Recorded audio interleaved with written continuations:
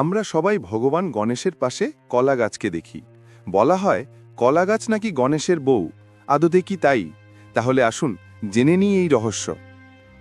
প্রাচীনকালে কৈলাস পর্বতে শিব ও পার্বতী তাদের পুত্র গণেশকে নিয়ে বাস করতেন। গণেশ ছিলেন জ্ঞান, বুদ্ধি ও মঙ্গলের প্রতীক।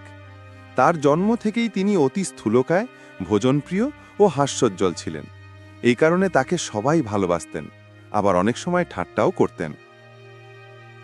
একবার দেবী পার্বতী মনে করলেন, আমার প্রিয় পুত্র গণেশের এখন বিবাহ হওয়া উচিত। কিন্তু যখনই দেবী বিভিন্ন দেবকন্যার কাছে প্রস্তাব পাঠান, তখনই তারা নানা অজুহাত দেখিয়ে ফিরিয়ে দেন। কারণ গণেশ ছিলেন অতি মোটা, খাওয়া দাওয়া করতে ভালোবাসতেন, আর সর্বদাই ইঁদুরে চড়ে চলাফেরা করতেন। দেবকন্যারা ভাবলেন, এমন বরকে গ্রহণ করলে তারা হাস্যাস্পদ হবেন। এতে পার্বতী খুবই দুঃখ পেলেন। গণেশও বুঝতে পারলেন দেবীরা তাকে পাত্তা দিচ্ছেন না। রাগে অভিমানে গণেশ ঘোষণা করলেন, যদি দেবকন্যারা আমাকে না চায়, তবে আমি নিজেই আমার উপযুক্ত পত্নী খুঁজে নেব। সেই সময় কৈলাসের অদূরে এক সুন্দর সবুজ বাগান ছিল। সেখানে নানান গাছের মধ্যে একটি ছিল সোনালী কাণ্ডের বিশাল কলা গাছ।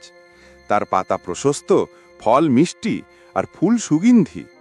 কথিত আছে এই কলা গাছ ছিল দেবী লক্ষ্মীর প্রিয় আশ্রয়স্থল। একদিন গণেশ সেখানে এসে দাঁড়ালেন। তিনি দেখলেন কলা গাছ অতি দয়াময়ী। তার সব অংশ মানুষের কাজে লাগে।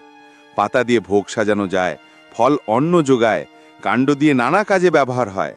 কলা গাছ কাউকে কিছু লুকিয়ে রাখে না, সব কিছু বিলিয়ে দেয়।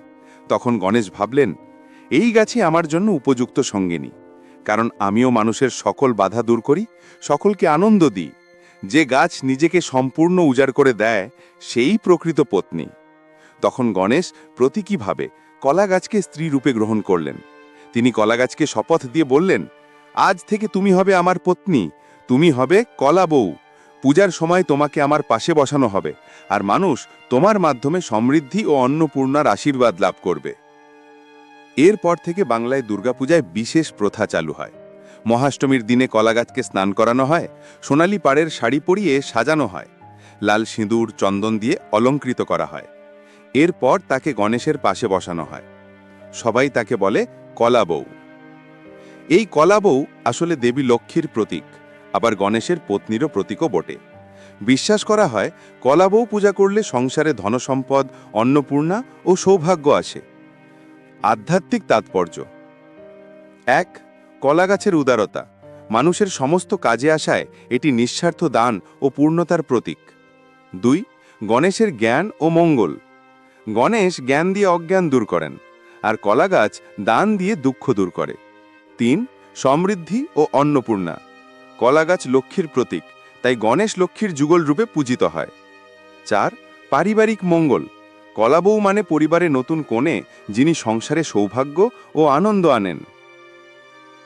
এইভাবে ভগবান গণেশের সঙ্গে কলা গাছের গভীর সম্পর্ক তৈরি হয়েছে।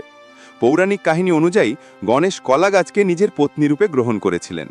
ধর্মীয় বিশ্বাস অনুযায়ী কলা গাছ দেবী লক্ষ্মীর প্রতীক। সাংসারিক আচার অনুযায়ী কলা বউ পূজা সংসারের সমৃদ্ধি, অন্নপূর্ণা ও সৌভাগ্যের প্রতীক। তাই আজও দুর্গাপূজায় গণেশের পাশে কলা বউ সাজিয়ে পূজা করা হয়।